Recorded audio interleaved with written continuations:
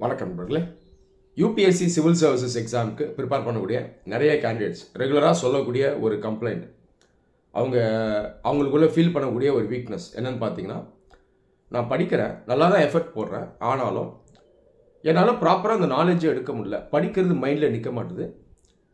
அதே போல் நான் படிக்கக்கூடிய ஃபேக்ட்ஸ், இந்த மனப்பாடம் சார்ந்த விஷயங்களும் மைண்டில் நிற்க மாட்டுது, மறந்து போகுது. நான் என்ன பண்ணுறது? இந்த கேள்விகளை நிறைய ஆஸ்பிரன்ஸ் கொண்டு வருவாங்க. பல வருடங்களாக நிறைய கேண்டிடேட்ஸை நான் சந்திச்சிருக்கேன். சரி, எதனால் இந்த பிரச்சனை வருது? படிக்கிறீங்க, எஃபர்ட் போடுறீங்க, ஆனாலும் ஏன் மைண்டில் நிற்கலை? ஓகே, இது பின்னாடி ஒரு பெரிய சயின்ஸ் இருக்குங்க. நம்முடைய பிரெயின் இருக்கு இல்லையா, நம்முடைய பிரெயினுடைய கெப்பாசிட்டி ரொம்பவே அதிகம். இது ஒரு பவர்ஃபுல் டிவைஸ். ஆனால் அந்த பிரெயினை நம்ம கரெக்டாக யூஸ் பண்ணணும். நாலேஜாக நீங்கள் பிரெயினில் பல விஷயங்களை வைக்கலாம். நீங்கள் நிறைய இன்டலெக்ட்ஸை பார்த்துருப்பீங்க, நிறைய விஷயங்களை சாதிச்சிருப்பாங்க, நிறைய சப்ஜெக்ட்ஸில் அவங்களுக்கு நாலேஜ் இருக்கும், வயசும் அதிகமாக இருக்கும், 60 வயசு 70 வயசுக்கு மேலே இருக்கும். ஆனாலும் இன்னும் அந்த நாலேஜை ப்ராப்பராக அந்த பிரெயினில் வச்சுருப்பாங்க, அந்த மூளையில் வச்சுருப்பாங்க. இப்போ நம்ம என்ன புரிஞ்சுக்கணும்னா, அறிவாக நாலேஜாக நீங்கள் பிரெயினுக்கு விஷயங்களை கொண்டு போனீங்கன்னா அது நல்லாவே ஸ்டோர் பண்ணும். இந்த கெப்பாசிட்டி அதிகம். அதுக்கு காரணம் என்ன? புரிஞ்சு கோர்வையாக இந்த விஷயங்களை கனெக்ட் பண்ணி மூளைக்கு நீங்கள் கொண்டு போய் சேர்க்கும்போது அதை கரெக்டாக ரிசீவ் பண்ணும், ஈஸியாக ஸ்டோர் பண்ணும்.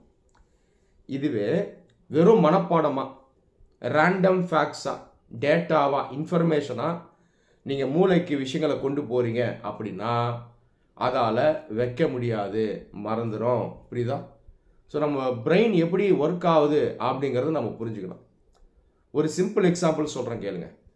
சென்னையில் ஓடக்கூடிய சிட்டி பஸ்ஸஸ் இருக்கு இல்லையா, இதனுடைய நம்பர்ஸ் எல்லாம் நீங்கள் மெமரைஸ் பண்ணணும் அப்படின்னு உங்களுக்கு ஒரு டாஸ்க் தராங்க.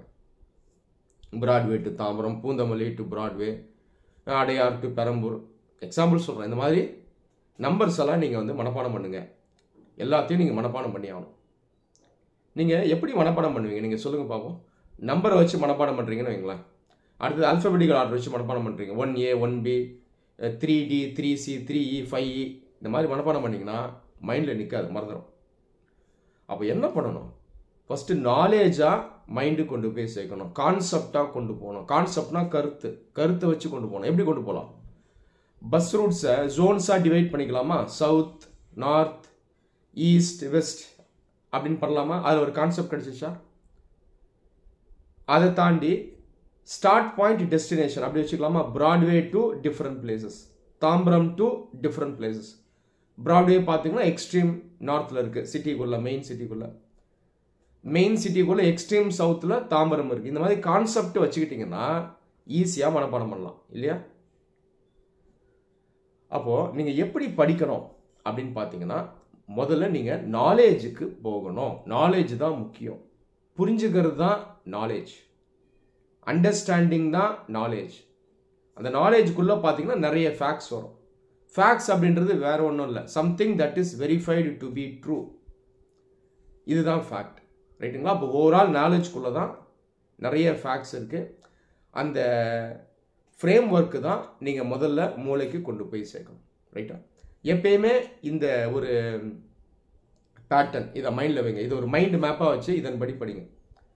Inner circle, outer circle, 2 circle அப்படியே விஷுவலைஸ் பண்ணிக்கங்க. நான் எல்லா ஸ்டூடெண்ட்ஸ்க்கும் சொல்லுவேன், இந்த இன்னர் சர்க்கிள் அப்படிங்கிறது தான் இந்த நாலேஜ், கான்செப்ஷுவல் நாலேஜ், புரிஞ்சு படிக்கிறது, கருத்தியல் ரீதியாக படிக்கிறது.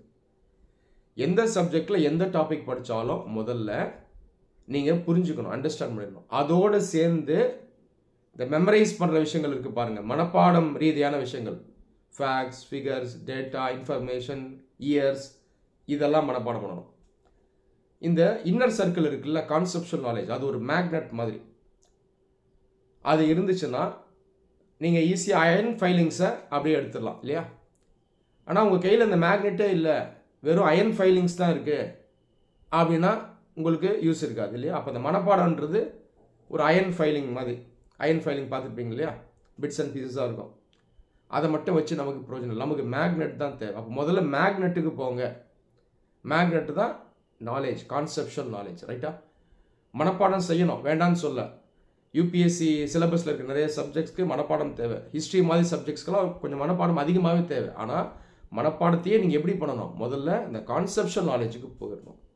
இதை ஸ்ட்ரெங்தன் பண்ணிவிட்டு அதுக்கப்புறம் தான் நீங்கள் மெமரிக்கு போகணும். இப்படி தான் மைண்டுக்குள்ளே ஸ்டோர் பண்ணணும். அப்போ பார்த்தீங்கன்னா மைண்ட் அதை கரெக்டாக ஸ்டோர் பண்ணி வச்சுருக்கோம், கரெக்டாக வெளியே எடுத்தும் கொடுக்கும். நான் சொல்கிறது புரியுதுங்களா உங்களுக்கு? இதை ஒரு எக்ஸாம்பிளோட நான் எக்ஸ்பிளைன் பண்ணுறேன், இன்னும் பெட்டராக புரியும். நீங்கள் உங்கள் வீட்டில் இருந்து உங்கள் கார் எடுத்துக்கிட்டு டூருக்கு கிளம்புறீங்க. உங்களுடைய ஃபேமிலி நிறைய லக்கேஜஸை நீங்கள் பேக் பண்ணி காருக்குள்ளே வைக்கணும். காருக்குள்ளே எங்கே வைப்பீங்க? டிக்கியில் வைப்பீங்களா, அதாவது பூட்குள்ளே வைப்பீங்களா, அந்த பேக்கில் ஸ்பேஸ் இருக்குமே அங்கே வைப்பீங்களா? எப்படி லோடு பண்ணுவீங்க சொல்லுங்கள் பார்ப்போம். சின்ன சின்ன வாட்டர் பாட்டில், நம்மளுடைய வாலெட், செல்ஃபோன் இதெல்லாம் ஃபஸ்ட்டு வைப்பீங்களா? இது நீங்கள் வைக்க மாட்டீங்க இல்லையா? பெரிய பெரிய லக்கேஜஸ் வைப்பீங்க கரெக்டாக. பெரிய சூட்கேஸ் இருந்தால் வைப்பீங்க, வேறு ஏதாவது பெரிய பேக்ஸ் இருந்தால் வைப்பீங்க, ட்ராலி மாதிரி எதாவது இருந்தால் உள்ளே வைப்பீங்க. அதுக்கப்புறம் தான் சின்ன சின்ன ஐட்டம் வைப்பீங்க கரெக்டாக இல்லையா? லஞ்ச் பேக்ஸ் வைப்பீங்க, அதுக்கப்புறம் ஸ்மால் பேக்ஸ், ஹேண்ட் பேக்ஸ் வைப்பீங்க, அதுக்கப்புறம் வாட்டர் பாட்டில் வைப்பீங்க இல்லையா? கரெக்டாக. இதுதானே ப்ராப்பர் லோடிங். இந்த மாதிரி தான் பிரெயினும். இப்போ இந்த மாதிரி காருக்குள்ளே லோடு பண்ணுறீங்கன்னா எடுக்கிறதும் ஈஸியாக இருக்கும், கோர்வையாக நீங்கள் எடுக்கலாம் இல்லையா? அதே போல் ஒரு சூட்கேஸ்க்குள்ளேயுமே நீங்கள் கரெக்டாக லோடு பண்ணி வச்சுருப்பீங்க. அந்த சூட்கேஸ்க்குள்ளே இந்த விஷயங்கள்லாம் இருக்கும்னு உங்களுக்கு ஃபஸ்ட்டே தெரியும் கரெக்டாக. காருக்குள்ளே பெரிய சூட்கேஸ் இருக்குது, அந்த சூட்கேஸ்க்குள்ளே இந்தந்த சூட்கேஸ்க்குள்ளே இந்தந்த விஷயங்கள் இருக்குது, இதுக்குள்ளே ட்ரெஸ் இருக்குது, இதுக்குள்ளே டாய்ஸ் இருக்குது அப்படின்றது உங்களுக்கு தெரியும். ஸோ இந்த மாதிரி தான் நம்மளுடைய படிப்பும் இருக்கணும். அப்போது கான்செப்ட் என்னன்றதை தெரிஞ்சுக்கணும். அந்த ஃப்ரேம் ஒர்க்குள்ளே தான் அந்த ஃபேக்ட்ஸ், டேட்டா, ஃபேக்ட்ஸ், ஃபிகர்ஸ் இதெல்லாம் இருக்கணும். அப்போது அந்த மூளையும் பார்த்தீங்கன்னா ஈஸியாக வெளியே எடுத்து கொடுத்துரும். அப்லோடு கரெக்டாக இருந்தால் டவுன்லோட் கரெக்டாக இருக்கும். அப்போ படிக்கும் போதே inner circle, outer circle concept வச்சு படிச்சிங்கன்னா டவுன்லோடும் ஈஸியாக இருக்கும். ஓகேங்களா? நீங்கள் இதை எப்படி செய்யலாம் ஈஸியாக பெட்டரா அப்படின்னு பார்த்தீங்கன்னா, படிக்கும்பொழுதே எழுதி பார்த்து படிக்கணும். இது வந்து படிக்கக்கூடிய முறை. நான் இதுக்கு முன்னாடி சொல்கிறது ஓவரால் மெத்தடாலஜி, எப்படி லேர்ன் பண்ணணும் அப்படிங்கிறது. இப்போ வந்து இதை இம்ப்ளிமெண்ட் பண்ணுறது. எழுதிட்டே படிக்கணும். எழுதி படிக்கிறது தான் உண்மையான படிப்பு. இன்னர் சர்க்கிள், அவுட்டர் சர்க்கிள் அதை ஃபாலோ பண்ணி எழுதி படிக்கணும்.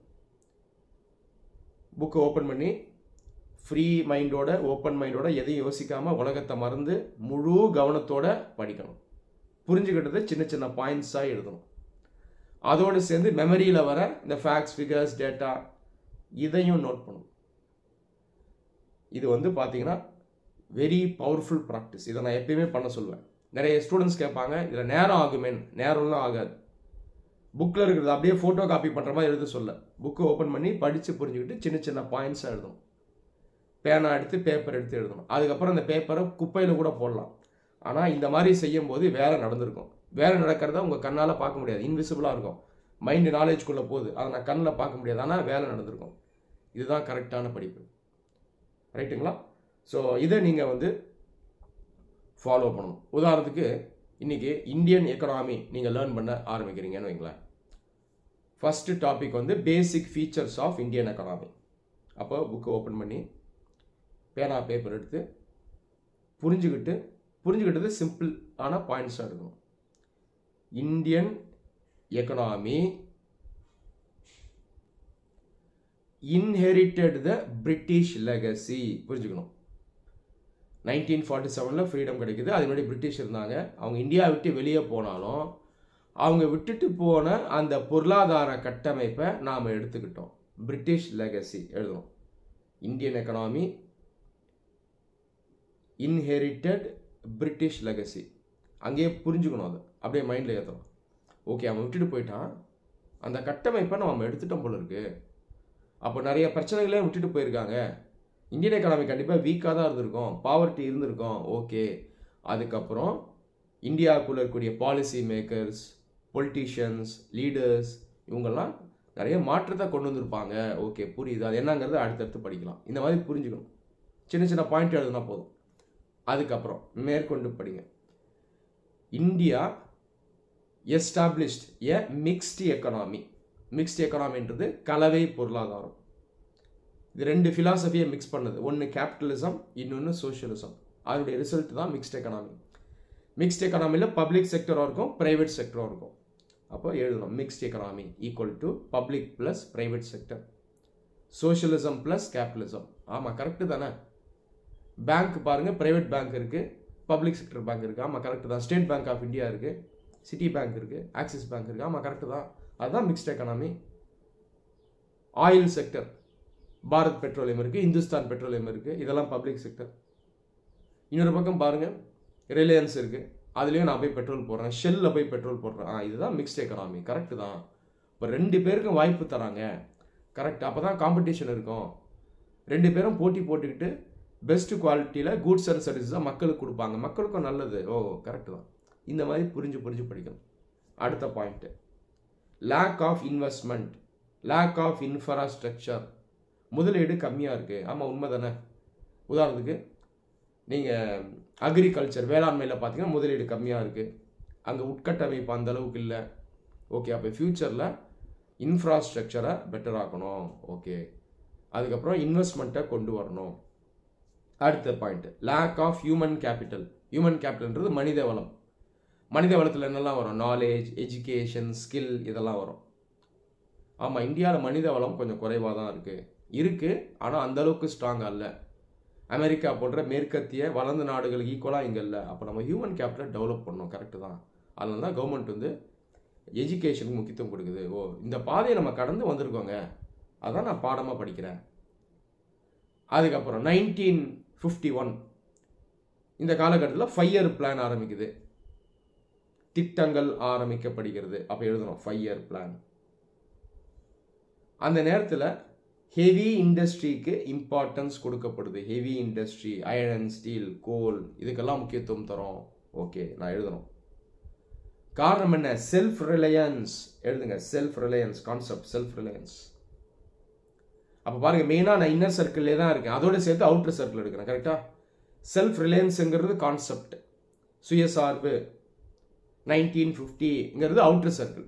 அப்போ ஈஸியாயிரும். சுயசார்பை வச்சு தான் நான் 1950 1951ங்கிறத பிடிக்கணும். ஓகேங்களா? ரைட். ஸோ இந்த மாதிரி படிங்க. முதல்ல இன்னர் சர்க்கிள், அது கூட சேர்ந்தால் நீங்கள் என்ன பண்ணணும்? Outer circle. Socialist pattern of economy 1955, Jawaharlal Nehru first prime minister. இப்போ ஜவஹர்லால் நேரு பார்த்தீங்கன்னா அவுட்டர் சர்க்கிளில் வந்துடுவார், இம்பார்ட்டன்ட் லீடர். அதே போல் 5 இயர் பிளான் படிக்கிறீங்கன்னா 5 இயர் பிளான் என்னங்கிறத படிக்கணும். அது படிக்கிறதோடு சேர்த்து நீங்கள் என்ன பண்ணணும்னா அவுட்டர் சர்க்கிளில் அந்த 5 இயர் பிளானோட இயரை மனப்பாடம் பண்ணிக்கிட்டே வரும். இந்த மாதிரி பண்ணணும். First 5 year plan success, third 5 year plan அந்த காலகட்டத்தில் பார்த்தீங்கன்னா ஃபெயிலியராக இருக்கும். அதுக்கப்புறம் பிளான் ஹாலிடே, 3 வருஷம் பிளான் ஹாலிடே கொடுத்துருப்பாங்க, 66லேருந்து 69 வரைக்கும். ஏன் பிளான் ஹாலிடே அப்படின்னு பார்த்தீங்கன்னா அந்த டைமில் நிறைய கிரைசிஸை நம்ம ஃபேஸ் பண்ணியிருப்போம். ஃபேமைன், ஃபுட் ஷார்ட்டேஜ், வார்ஸ், இதை ஃபேஸ் பண்ணதுனால பிளான் ஹாலிடே. பிளான் ஹாலிடேன்றது ஃபஸ்ட்டு போகக்கூடாது, அது அவுட்டர் சர்க்கிள், அது வருஷம் டேட்டா. அது கான்செப்டை புரிஞ்சுக்கிட்டு அதுக்கப்புறம் அவுட்டர் சர்க்கிளில் நீங்கள் வந்து மெமரைஸ் பண்ணணும். ஆனால் எழுதி படிங்க. எழுதி படித்தாதான் ப்ராப்பராக நாலேஜ் கிடைக்கும். இதுதான் டைமை மிச்சம் பண்ணணும். கொஞ்ச நேரம் தான் அதிகமாகும், ரொம்பலாம் அதிகமாகாது. நான் சொன்னது போல் பாயிண்ட்ஸாக எழுதி பார்த்தா போதும். இதே நீங்கள் எழுத மாட்டேன், டைம் ஆகுது அப்படின்னு சொல்லி நீங்கள் அப்படியே ஓரலாக படிக்கிறீங்க, இல்லை விஷுவலாக படிக்கிறீங்கன்னா இதில் ஸ்ட்ராங்காக நாலேஜ் கிடைக்காது. இதில் பார்த்தீங்கன்னா மறக்கிறதுக்கு வாய்ப்பு இருக்குது. அதுக்கப்புறம் திரும்ப இதே மாதிரி பண்ணுவீங்க. இதுதான் டைம் வேஸ்ட். இந்த மாதிரி நிறைய ஸ்டூடெண்ட்ஸ் பார்த்தீங்கன்னா டைம் வேஸ்ட் பண்ணுவாங்க, நிறைய அட்டம்ஸையும் வேஸ்ட் பண்ணுவாங்க. இந்த தப்பை பண்ணிடாதீங்க. அடுத்து இந்த இன்னர் சர்க்கிள், அவுட்டர் சர்க்கிள் நான் இப்போ எக்ஸ்பிளைன் பண்ணிட்டேன். இதை தாண்டி நீங்கள் எப்படி பெட்டராக நாலேஜ் எடுக்கலாம்னா டைமென்ஷன்ஸை வச்சு படிக்கலாம், பல்வேறு கோணங்களில் படிக்கலாம். உதாரணத்துக்கு ஹிஸ்ட்ரி எடுத்துட்டிங்கன்னா டிஃப்ரெண்ட் டைமென்ஷன் என்னன்னு பார்த்தீங்கன்னா socio cultural, economic, political, military, administration, இந்த மாதிரி படிக்கலாம். உதாரணத்துக்கு நீங்கள் மயூரியன் பீரியட் ஏன்ஷியன்ட் இந்தியாவில் படிக்கிறீங்க அப்படின்னா சோஷியோ கல்ச்சுரல், சமூகம் கலாச்சாரம் எப்படி இருந்தது அதை படிக்கணும். மயூரியன் பீரியடில் கல்ச்சரில் நீங்கள் பார்த்தீங்கன்னா புத்திசம் ஒரு முக்கியமான ரிலீஜன். தர்மா அல்லது தம்மா இந்த கான்செப்டை அசோகா சாஃப்ட் பவராக யூஸ் பண்ணுறாரு. இதெல்லாம் பார்த்தீங்கன்னா சோஷியோ கல்ச்சரில் வந்துடும். அப்புறம் எக்கனாமிக்காக மயூரியன் எம்பையர் ஹைலி சென்ட்ரலைஸ்டு, ட்ரேட் ரொம்ப ஸ்ட்ராங்காக இருந்தது, எக்கனாமிக் இன்டர்கோர்ஸ் ரொம்ப ஸ்ட்ராங்காக இருந்தது. ரைட்டுங்களா? இதெல்லாம் எக்கனாமிக் டைமென்ஷனுக்குள்ளே படிக்கணும். அதுவும் inner circle outer circle. Inner circle outer circle எப்பயுமே ஃபாலோ பண்ணணும். இப்போ எக்கனாமிக் டைமென்ஷனுக்குள்ளே எக்கனாமிக் ஆஸ்பெக்ட்ஸ் எப்படி இருந்தது, ட்ரேட் எப்படி இருந்தது, ஸ்ட்ராங்காக இருக்கா அப்படின்றத நீங்கள் ஸ்டடி பண்ணுறது வந்து இன்னர் சர்க்கிள். சென்ட்ரலைசேஷன்றது கான்செப்ட் இன்னர் சர்க்கிள். முக்கியமான சிட்டிஸ் வந்து அவுட்டர் சர்க்கிள், அப்படி படிக்கணும். அடுத்தது மிலிட்ரி டைமென்ஷன். நீங்கள் மயூரியாஸ்க்கு முன்னாடி பார்த்தீங்கன்னா நந்தாஸ் இருந்தாங்க, அவங்க ஸ்ட்ராங் மிலிட்ரி வச்சுருந்தாங்க, எலஃபண்ட்ஸ்லாம் நிறைய வச்சுருந்தாங்க. அந்த லெகசியை வந்து அப்படியே மயூரியன்ஸ் ஃபாலோ பண்ணுறாங்க. இந்த மாதிரி படிக்கணும். Dimensions inner circle outer circle. ஓகேங்களா? எலஃபண்ட்ன்றது அவுட்டர் சர்க்கிள், ஹார்ஸுங்கிறது அவுட்டர் சர்க்கிள். அடுத்தது பொலிட்டிக்கல். மயூரியன் எம்பையர் ஃபாரின் பவர்ஸோடைய ரிலேஷன்ஷிப் வச்சுருந்தாங்க. உதாரணத்துக்கு கிரீக்ஸ், சென்ட்ரல் ஏஷியன்ஸ், இவங்களோட ரிலேஷன்ஷிப் வச்சுருக்காங்க. இந்த மாதிரி கவர் பண்ணுங்கள், டிஃப்ரெண்ட் டைமென்ஷன்ஸில் கவர் பண்ணுங்கள்.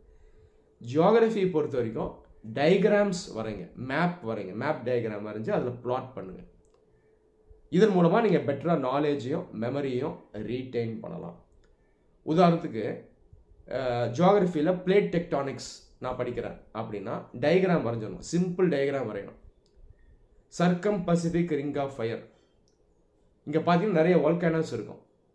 நான் இது எப்படி பெட்டராக படிக்கலாம்னா சிம்பிள் மேப் டயக்ராம் வரைஞ்சி சர்க்கம் பசிபிக் பெல்ட்டை வரைஞ்சிடணும். ஏஷியா, அப்புறம் வந்து சவுத் அமெரிக்கா, நார்த் அமெரிக்கா, ஒட்டு மொத்தமாக அது வந்து என்கம்பாஸ் ஆன மாதிரி இருக்கும். அதுக்குள்ளே பார்த்தீங்கன்னா முக்கியமான வால்கனோஸ், ட்ரென்ச் இதெல்லாம் வந்துடும். மேரியானா ட்ரென்ச் உள்ளே வந்துடும்.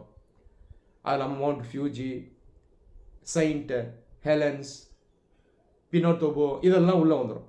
அப்போது ஒட்டுமொத்த கான்செப்டுக்குள்ளே என்ன வந்துடும்னா அந்த ஃபேக்ட்ஸ் எல்லாம் வந்துடும். அவுட்டர் சர்க்கிள், இன்னர் சர்க்கிள் ஒட்டுமொத்தமாக நீங்கள் கொண்டு வந்துடலாம் இந்த மேப் டயக்ராம் மூலமாக. இந்த மாதிரி படிக்கணும். எங்கெல்லாம் தேவையோ இந்த ஃப்ளோ சார்ட்ஸ் போட்டும் படிக்கலாம். ஃப்ளோ சார்ட் நீங்கள் அப்படியே வரைஞ்சிக்கலாம். ரைட்டா? இதை தாண்டி அவுட்டர் சர்க்கிளில் மெமரைஸ் பண்ணுறீங்க பாருங்கள், அதாவது மனப்பாடம் பண்ணுறீங்க பாருங்கள். இந்த மனப்பாடம் பண்ணும்போது கூட இந்த மனப்பாடத்தையே ஒரு ஃப்ரேம் ஒர்க்காக மனப்பாடம் பண்ணணும். Group of data, group of ஃபேக்ட்ஸாக எடுக்கணும். உதாரணத்துக்கு பாலிட்டியில் நான் எமர்ஜென்சி சாப்டரை படிக்கிறேன் அப்படின்னு வைங்களேன். எமர்ஜென்சி சாப்டரில் எடுத்தவொன்னே நான் போய் அந்த ஆர்டிகல்ஸை மனப்பாடம் பண்ணக்கூடாது. கான்செப்டை படிச்சுக்கிட்டு அந்த கான்செப்டை ஒட்டிய அந்த ஆர்டிகல்ஸை அப்படியே மனப்பாடம் பண்ணணும்.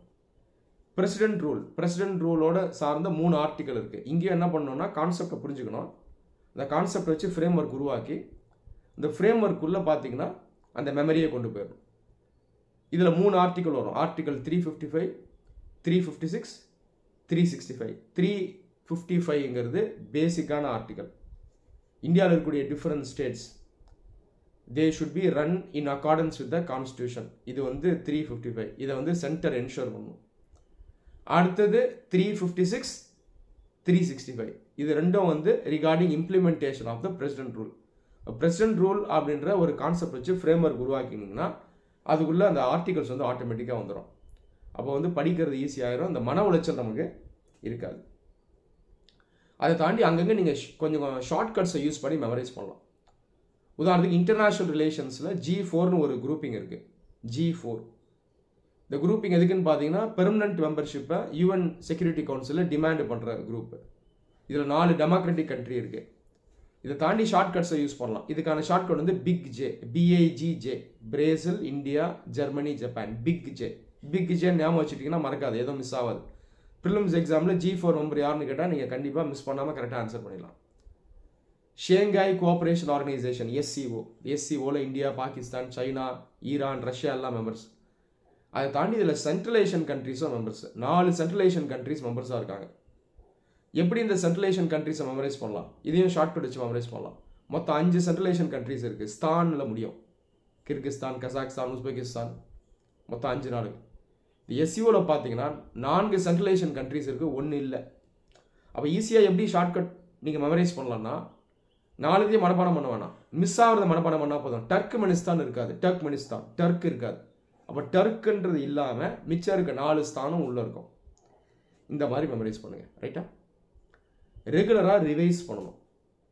ரிவைஸ் பண்ணுறதுனால நமக்கு 2 லாபங்கள் இருக்குது. ஒன்று இன்னர் சர்க்கிளும் ஸ்ட்ரெங்தன் ஆகும், இன்னொன்று அவுட்டர் சர்க்கிளும் ஸ்ட்ரெங்தன் ஆகும். உலகத்தில் யாராலையும் அவுட்டர் சர்க்கிளில் எல்லாத்தையுமே மைண்டில் வைக்க முடியாது, ஹியூமன்லி இம்பாசிபிள். கொஞ்சம் மறக்கும் அவுட்டர் சர்க்கிளில், பிரச்சனை இல்லை. அவுட்டர் சர்க்கிளை மெயினாக வரட்டாது, இன்னர் சர்க்கிளை ரொம்ப ஸ்ட்ராங்காக வைங்க. அவுட்டர் சர்க்கிளை முடிஞ்ச வரைக்கும் ஸ்ட்ரெங்தன் பண்ணுங்கள். எதெல்லாம் படிக்கிறீங்களோ அந்த டாபிக்ஸை அப்ராக்சிமேட்டாக ஒரு 15 to 20 டேஸ்க்கு அப்புறம் மறுபடியும் படிக்கணும். இந்த ரிப்பீட்டட் ஸ்டடி பேர் தான் ரிவிஷன். ரிவிஷன்றது ஏதோ மேஜிக்கோ ஷார்ட்கட்டோ ஏமாத்துற வேலையோ கிடையாது. மறுபடியும் படிக்கணும். ரைட்டா? முதல் முறை ஒரு டாப்பிக்கை படிக்கும்போது 1 மணி நேரம் டைம் எடுக்குதுன்னா நல்லா படிச்சிருக்கீங்க, ப்ராப்பராக எழுதி பார்த்து படிச்சிருக்கீங்க, நான் சொன்ன மாதிரி படிச்சிருக்கீங்க, inner circle outer circle use பண்ணி படிச்சிருக்கீங்கன்னா ப்ராப்பராக நாலேஜாக மைண்ட் எடுத்துருக்கோம். ஃபஸ்ட் டைம் ரிவைஸ் பண்ணும்போது நேரம் கம்மியாகும், ஒரு 40 minutes ஆகும், அல்லது 30 minutesல ரிவைஸ் பண்ணிடலாம். செகண்ட் ரிவிஷன் பார்த்தீங்கன்னா இன்னும் கம்மியாகும், ஒரு 25 minutesல ரிவைஸ் பண்ணலாம், அல்லது 20 minutesல பண்ணலாம். தேர்ட் ரிவிஷன், ஃபோர்த் ரிவிஷன்லாம் குயிக்காக போகும், பறக்கும், 15 minutesல முடிச்சிடலாம், 10 minutesல முடிச்சிடலாம். எக்ஸாம் கிட்ட வரும்போது இந்த லாஸ்ட் ஸ்டேஜ் ரிவிஷன்லாம் ஒரு குவிக் கிளான்ஸாக ஃபாஸ்ட்டாக அப்படியே ஒரு கிளான்ஸாகவே நீங்கள் பார்த்துட்டு போயிடலாம். ஸோ இதுதான் கரெக்டான படிப்பு. நான் இது வரைக்கும் எக்ஸ்பிளைன் பண்ண இந்த அட்வைஸை ஃபாலோ பண்ணுங்கள். கண்டிப்பாக உங்களுக்கு நல்ல ரிசல்ட்ஸ் இருக்கும். இது கண்டிப்பாக ஒர்க் ஆகும். மைண்ட் லெவலில் ஒரு நல்ல சேஞ்ச் வரும், உங்களுக்கு பயம் போயிடும், கான்ஃபிடன்ஸ் வரும். நம்ம உண்மையிலே படிக்கிறோம், மைண்ட் அதை ரீட்டைன் பண்ணுது, நம்மளால் இதை உணர முடியுது அப்படின்ற அந்த நம்பிக்கை கிடைக்கும். இது ஃபர்தராக உங்களை மோட்டிவேட் பண்ணி புஷ் பண்ணும். இந்த வீடியோ உங்களுக்கு யூஸ்ஃபுல்லாக இருந்திருக்கும் நம்புகிறேன். நன்றி.